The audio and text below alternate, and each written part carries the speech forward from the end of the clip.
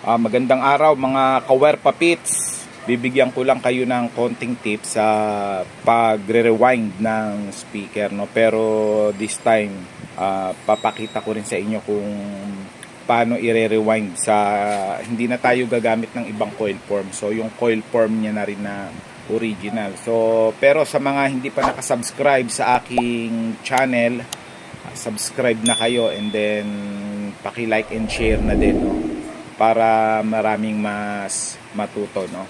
Okay, so pakita ko lang kasi inalign ko tong magnet na to na disalign niya, no? Sa natin yan, sa isang kaibigan natin, customer. Ayan, makikita nyo may dikit na yan kasi nga inalign natin yan dahil di natin alam kung bumagsak or sa kalumaan bumitaw na, kaya ang naging resulta, ayan, naipit yung coil saka nasunog. Ayan, makikita nyo. So, yan yung yan yung ipapakita ko sa inyo, ma'am. Okay, so ayan, tanggalin natin mga screw.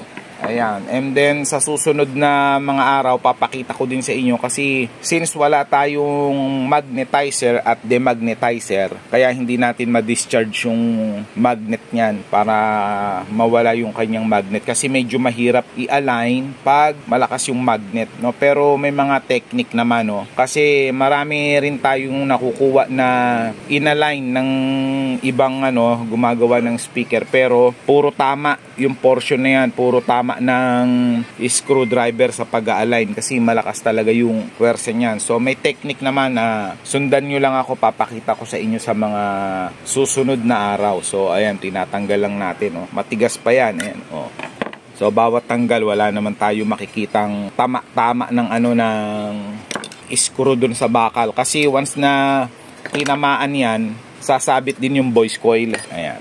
So natanggal na natin, Okay, so kaya nga pala may pula yan, kasi kalimitan bago natin baklasin yan, nilalagyan natin ng tanda, Ayan. Kung saan nakatapat, dun na lang din natin itapat yan, Okay. And then ayan, So ang problema na lang natin sa ngayon is kailangan natin i-rewind pero hindi na tayo gagamit ng hindi na tayo gagamit ng coil form. Doon na rin sa kanyang coil form, Ayan, so sisipatin lang natin, yung original na pagkakasalpak ng coil. Base sa aking nakikita ay nakaangat yung coil ng mga 3 mm.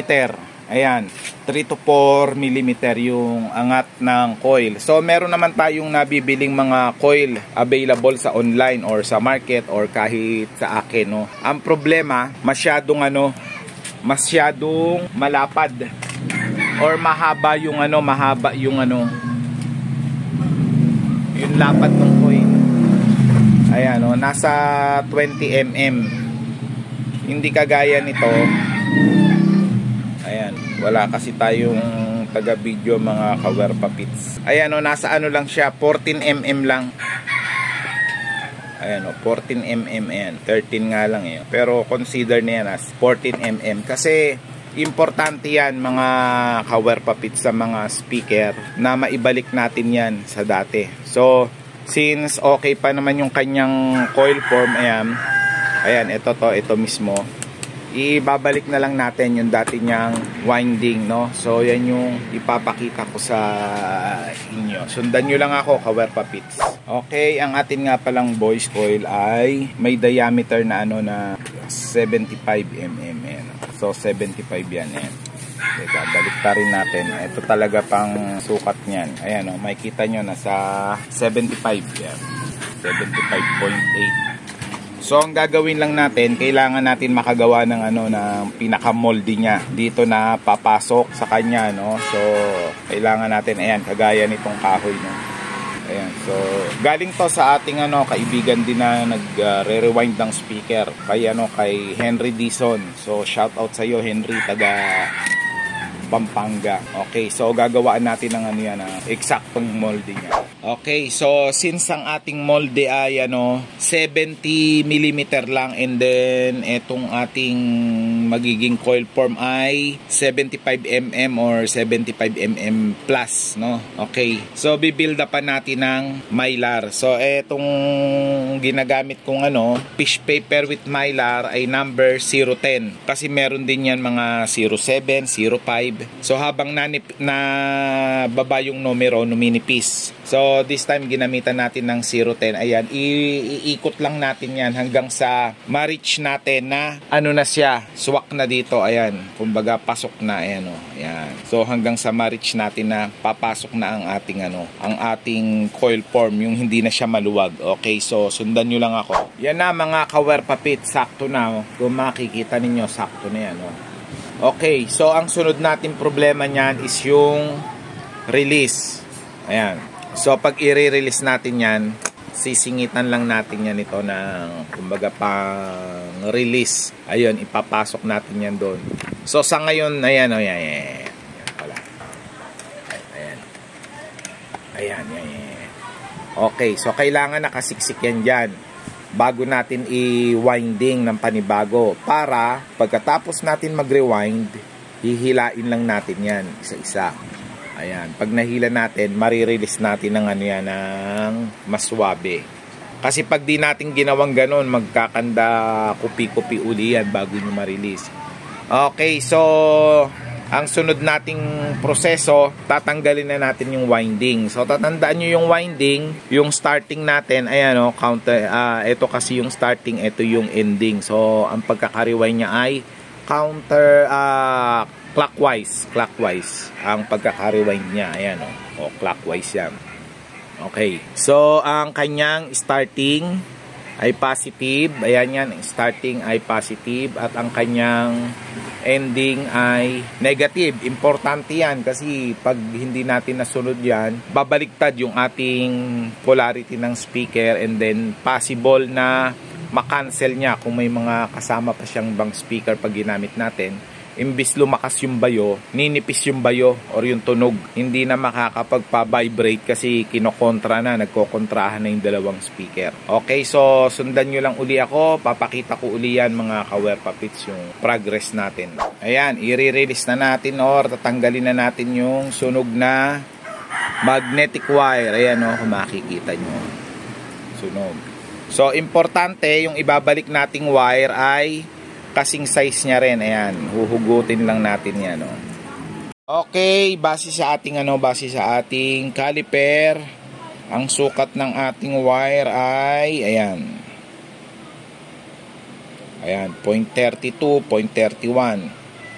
Okay, so dito yung 0.31, ayan, mas malapit sa gauge 29, sukatin din natin dito sa sa wire gauge. So ayaw pumasok sa 29, pumapasok sa 28, pero pwede na natin i-rewind yan sa size 29. So ganyan yung pag-check ng wire, kailangan yun yung ibalik natin. Okay, ayan, since gamit na itong ating coil form, bago nating tuluyan lagyan ng winding, padadaanan nyo ng liha. Ayan iikot nyo lang. Ayan. So ganyan lang hanggang sa matanggal yung kanyang mga sunog-sunog at yung bakat nung dating wire na pinagtanggalan. Ayan, so matapos natin lihain, lalagyan na natin ng spacer natin para pang-release. So pag winding kasi natin, sisikip yan. So pag walang pang-release, hindi natin ihila yung voice coil at yung cone. So ganito, lalagyan nyo muna yan ng Scotch tape. Ayan transparent na yan. So para yung ibang epoxy dito lang kakapit at hindi madadamage yung spacer nyo. So yung spacer natin ay 07. Isisiksik lang natin isa-isa yan dyan paikot. So may siwang lang yan ng mga 1mm.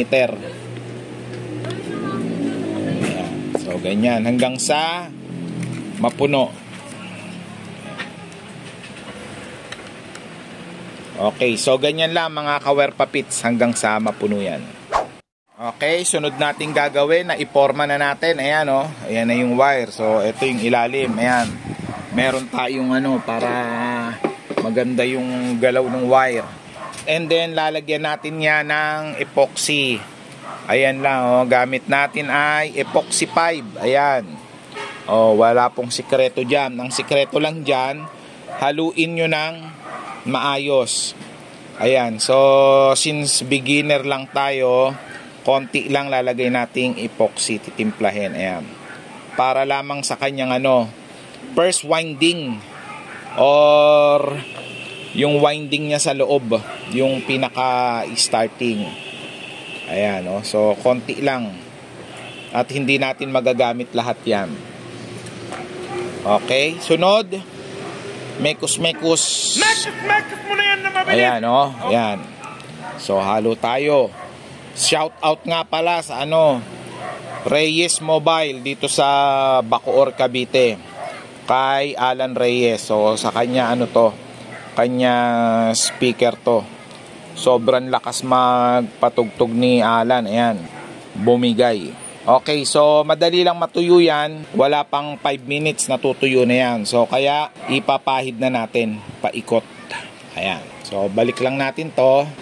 And then ayan, oh. Manipis lang mga kawerpa pits. Huwag makapal at lulusot yan sa sa magnet wire mamaya. Kumbaga kailangan lang yung coil form ang malagyan ng epoxy. Ayan, oh. So paalala uli, mabilis matuyo. Baka matuyuan, lalo na pag pag beginner. So hindi pwedeng walang epoxy tong coil form, hindi kakapit yan. Ayan, so pag na-sure nyo na meron na lahat, parang lilinisin nyo lang ng pangalawang hagod. Ayan, para lang malinis siya or mag-equal yung kanyang dami ng pandikit. Ayan, so ulit-uli hanggang sa masiguro natin na walang naiwan na na portion na walang pandikit. Okay, so kagaya niyan, medyo na yan, nag-accelerate na yung yung pandikit. Okay, so iwa-winding na natin. So ganyan lang, ikot nyo muna ng ilang ikot para mahigpitan nyo. Ayan, so pag tumapat na siya dyan sa kulay na dating coil, saka nyo na medyo higpitan yung yung inyong hawak, and then ayan, ikot na yan tuloy-tuloy. So makikita ninyo, hindi naman siya ganun lumulusot yung yung pandikit sa sa ibabaw ng magnet wire. Ayan, so hindi siya lumulusot. Yun naman ang natin, yun yung target talaga natin. Okay, so yan, hanggang dyan lang muna. And then patutuyuin muna natin, Pwede nyo i-winding ganyan yan para hindi luluwag at tape lang natin. Patutuyuin lang natin yan ng ilang minuto, saka tayo uli magtitimpla ng epoxy.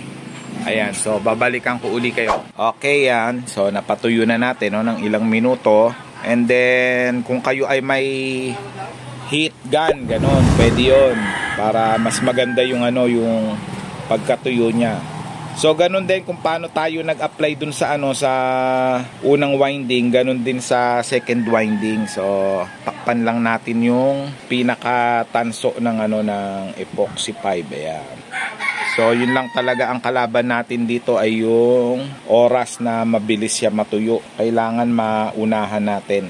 Ayan. Again, pangalawang patong to, Okay, so meron nga pala tayong binebenta na na rewinding machine. Pwede nyo ako i-PM or mag-message kayo. So tingnan nyo lang kung equal na yung dami ng epoxy sa winding. Ayan, paikot. And then ang importante, walang bakante, merong epoxy lahat ng portion. Ayan, okay. So pag ganyan na itsura niya, pwede na natin i-winding uli yan, Okay, so yung simula natin ay nakapatong. Ayan, ipapatong lang natin. Ayan, okay, nakapatong na siya. So mano-mano lang, pwedeng hawakan ng ng kamay yung pang-ikot para kontrolado nyo. Pero once na umalay na yan, pwede na natin ituloy-tuloy yan, Ayan, okay, so umalay na siya, So pagpa-practicean lang natin para perfect natin yung yung ganda ng winding, Okay, so kaya natin pinatuyo yung naunang winding, kasi pag di natin pinatuyo yan,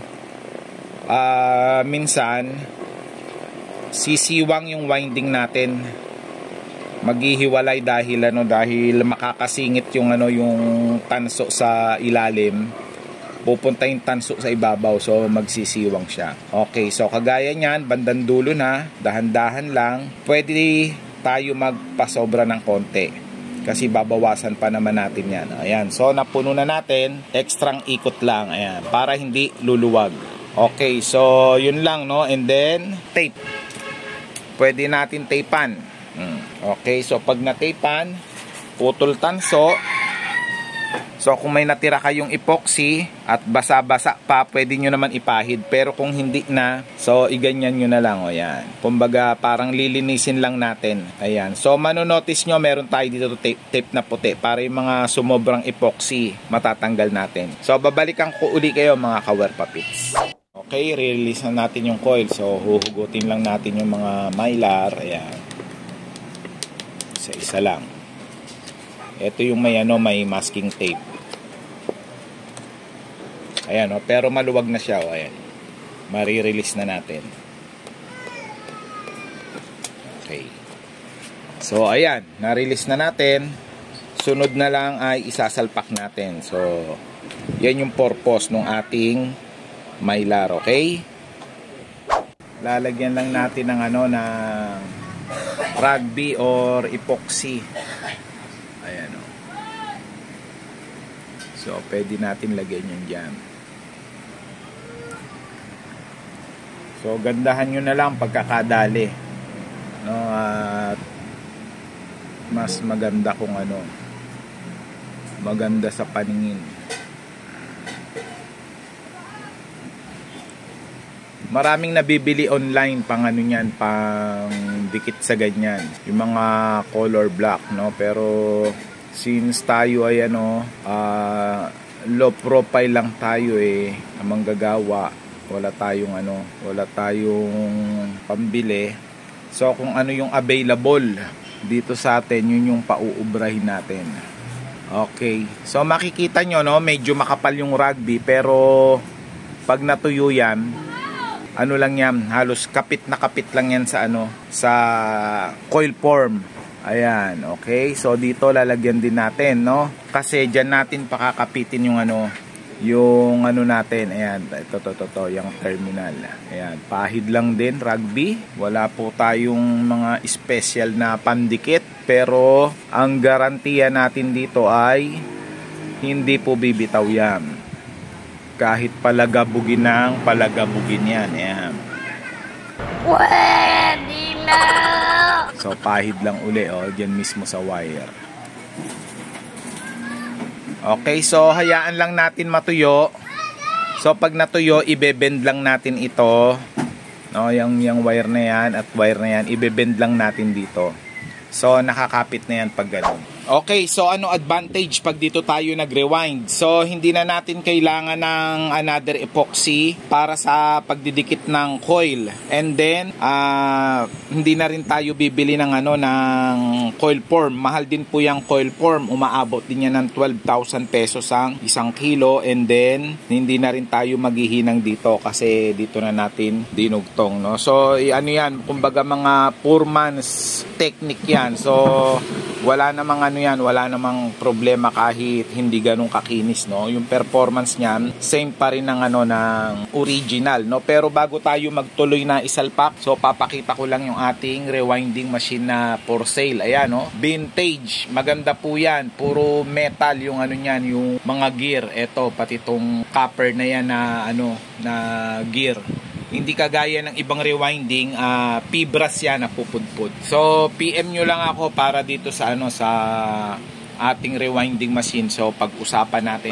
Okay, tuloy na tayo mga ka-Werpa Pits. So bago natin ituluyan lagyan ng pandikit, susukatin nyo kung okay yung yung spacing nyo or may space. Ayan, so kagaya niyan 0.7. So enough na yan para maganda yung maging performance, no? Pero bago natin ituloy, shout out ko lang muna yung mga nag-avail sa atin ng mga vintage na rewinding machine, kagaya si Sir Tony Texon, and then si Criston Abigan, si Jerry Garbino Fernandez, idol. Salamat sa pagbili. Jay Bernardo, si Danny Ramos, Jan. So marami pa, no, isa-shoutout natin sa susunod, no, yung mga idol natin na technician na nasa ibang bansa na nag-a-avail nun. Salamat sa inyo. So tuloy tayo mga kawerpa pits. Okay, so matapos natin sukatin yan, ang gagawin na lang natin dyan ay ididikit na lang. So sa pagdidikit nya, no, kailangan lang natin ng rugby, no, yung contact cement natin, ang brand lang yan ay Duol. Ayan, so ikakabit lang natin ganyan. Ayan, so mas maganda walang walang bakante, ano. So medyo maliit lang yung yung butas ng pangkalat natin ng lagyan na natin ng rugby. So ang pagse-setup nito mga kawerpa pits, no, huwag nyo pa abutin sa point na tuyong-tuyo siya, kasi hindi magkakaroon ng pagkakataon na malagay sa sentro.